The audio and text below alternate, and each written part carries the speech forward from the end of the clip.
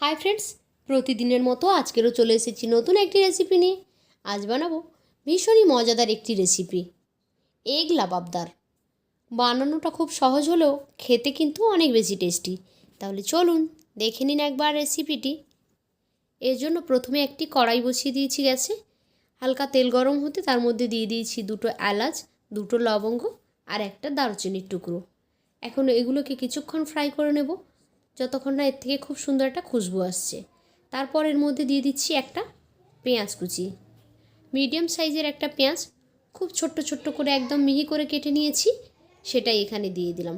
কিছুক্ষণ এই পেঁয়াজটাকে নাড়াচাড়া করব, যতক্ষণ না পেঁয়াজটা সফট হয়ে আসছে ততক্ষণ পর্যন্ত। পেঁয়াজটা যখন হালকা নরম হয়ে যাবে তখন এখানে অ্যাড করে দেব 1 চামচ আদা রসুন বাটা। আদা রসুন বাটা দিয়ে আবারও নাড়াচাড়া করে নিচ্ছি, যতক্ষণ না আদা রসুনের কাঁচা গন্ধটা চলে যাচ্ছে ততক্ষণ পর্যন্ত। তারপর এখানে দিয়ে দিচ্ছি একে একে মশলাগুলো। 1 চামচ হলুদ গুঁড়ো, 1 চামচ লঙ্কা গুঁড়ো, 1 চামচ জিরা গুঁড়ো, 1 চামচ ধনে গুঁড়ো আর 1 চামচ গরম মশলার গুঁড়ো। এখন এই সবগুলো মশলাকে একটু সময় নাড়াচাড়া করে নিচ্ছি। আর এখানে আমি কিছুটা কাজু বাদাম, আমন্ড বাদাম আর নিয়ে নিয়েছি চারমগজ, এটাকে একটু পেস্ট বানিয়ে নিয়েছি, সেই পেস্টটাকে এখানে অ্যাড করে দিলাম। এখন এই মশলাগুলো সব ভালোভাবে কষানো হয়ে গেছে। এর মধ্যে আমি দিয়ে দিচ্ছি পরিমাণ মতো লবণ।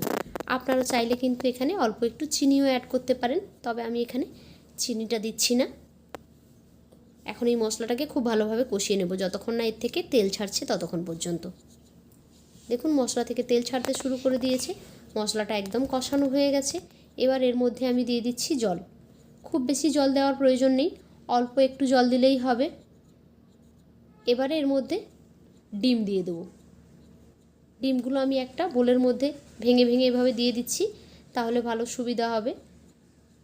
তো একই রকমভাবে আমি এখানে 5টা ডিম নিয়ে নিয়েছি।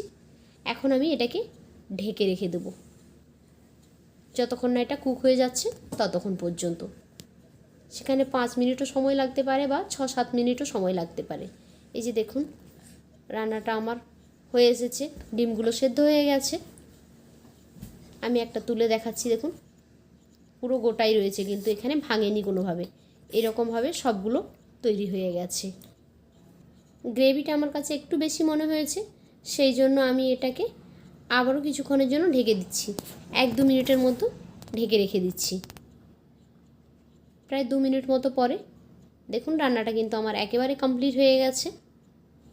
এবার উপর থেকে ধনে পাতা কুচি ছড়িয়ে গরম গরম পরিবেশন করুন। ব্যাস রেডি হয়ে গেল এগ লাবাবদার। তো কেমন লাগলো আপনাদের কাছে আজকের আমার এই রেসিপি? যদি ভালো লেগে থাকে তাহলে লাইক, কমেন্ট অ্যান্ড শেয়ার করবেন। আর এই রকমই রেসিপি পেতে আমার চ্যানেলটিকে সাবস্ক্রাইব করে বেল আইকনে ক্লিক করে নোটিফিকেশান অন করে দেবেন।